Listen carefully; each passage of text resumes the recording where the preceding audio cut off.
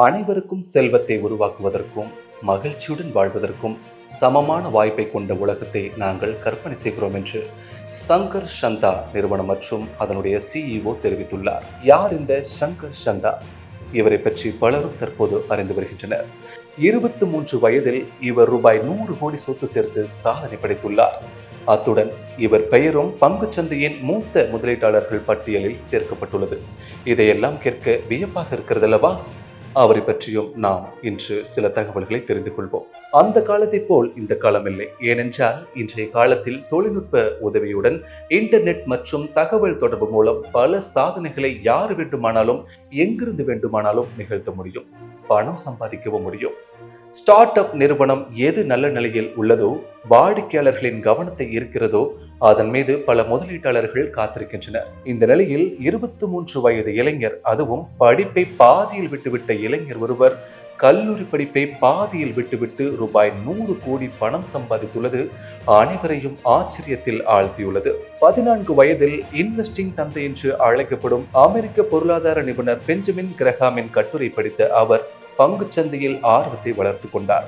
ஹைதராபாத்தில் உள்ள ஸ்லேட் தி ஸ்கூலில் 12ஆம் வகுப்பு முடித்த சங்கர் சந்தா கடந்த 2016ஆம் ஆண்டு பங்குச்சந்தையில் முதலீடு செய்ய ஆரம்பித்தார். அதன் பின்னர் அவர் தொடக்கத்தில் ரூபாய் 2000 இருந்து அடுத்த 2 ஆண்டுகளில் மட்டும் அதிக பணத்தை முதலீடு செய்ததாக கூறப்படுகிறது. முதலில் மேற்படிப்பிற்காக வெளிநாட்டிற்கு செல்ல திட்டமிட்ட சங்கர் சந்தா அந்த எண்ணத்தை அடியோடு மாற்றிக்கொண்டு கிரேட்டர் நொய்டாவில் உள்ள பென்னட் என்ற பல்கலைக்கழகத்தில் கம்ப்யூட்டர் சயின்ஸ் பிரிவை தேர்ந்தெடுத்து படித்தார். அவர் கம்ப்யூட்டர் படிப்பை தேர்வு செய்து படித்தாலும் அனைவருக்கும் பணம் என்பது முக்கியமானதாக விளங்குகிறது என்று அறிந்து கொண்டு அதற்கான தீவிர ஆராய்ச்சியில் ஈடுபட்டு மேலும் சில உண்மைகளை தெரிந்து கொண்டார்.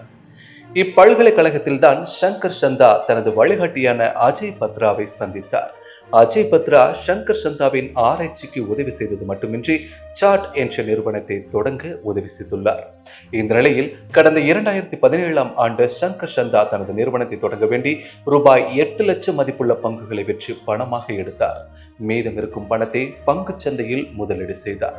அத்துடன் தனது ஸ்டார்ட் அப் நிறுவனத்திலும் கவனம் செலுத்தி அதிலும் அதிக வருவாய் ஈட்டினார்.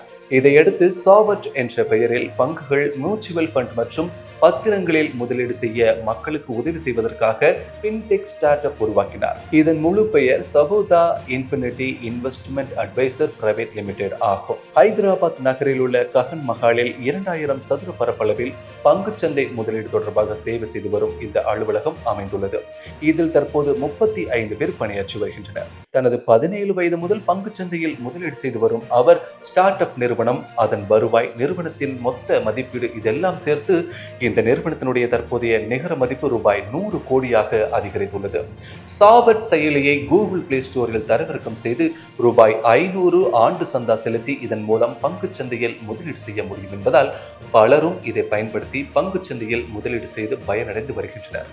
இவரது சாட்டின் நோக்கம் செல்வத்தை ஜனநாயகப்படுத்துங்கள், மனிதநேயத்தை உயர்த்துங்கள், பிரபஞ்சத்தை ஆராயுங்கள் என்று கூறுவதுடன் செல்வத்தை ஜனநாயகப்படுத்துவதற்கான ஒரு கருவியாக மூலதன சந்தைகளை பயன்படுத்துவதன் மூலம் பணக்காரர்களுக்கும் ஏழைகளுக்கும் இடையிலான இடைவெளியை குறைப்பதே சாவற்றின் கனவு. உலகம் நிதி சமத்துவத்தை அடைவது முக்கியம் என்று நாங்கள் நம்புகிறோம்.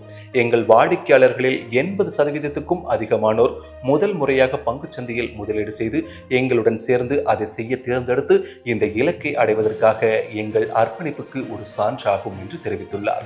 மேலும் சங்கர் தனது 19 வயதில் சாவற்றை நிறுவிய நிலையில் தற்போது அபார்ட் பிரிவின் தலைவராக உள்ளார். சாவற்றின் தலைவராக பணியாற்றி வருகிறார்.